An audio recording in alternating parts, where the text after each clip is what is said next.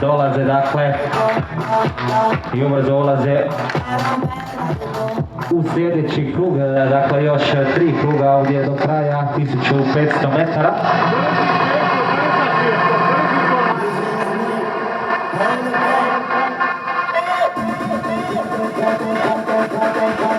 Evo točno 18 sati, tako da očekujem seniori, a ovdje nam čini se evo traje sama završnica borba ovdje 1500 metara.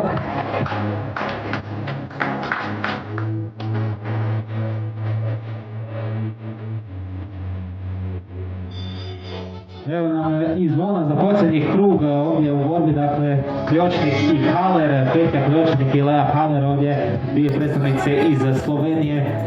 Sad ćemo dakle vidjeti metara do kraja, dvije predstavnice ovdje iz Slovenije. Idemo evo malo pljeskom i podrškom dati snage za samu završnicu.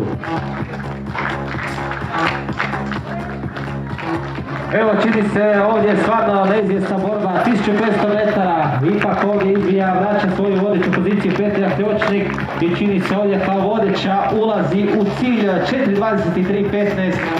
Sad ćemo ubrzo vidjeti i službenu potvrdu tih rezultata, no evo odlična ovdje utrka na 1500 metara za seniorke.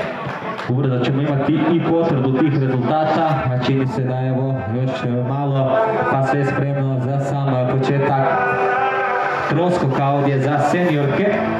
Evo čini se da su nam stigli rezultati skoka u vis, pa evo još jednom neka... Osvojila je Lea Haller sa novim osobnim rekordom koji glasi 4.23.42, dok je pobjednica bila Petja Kljočnik s rezultatom 4.23.15.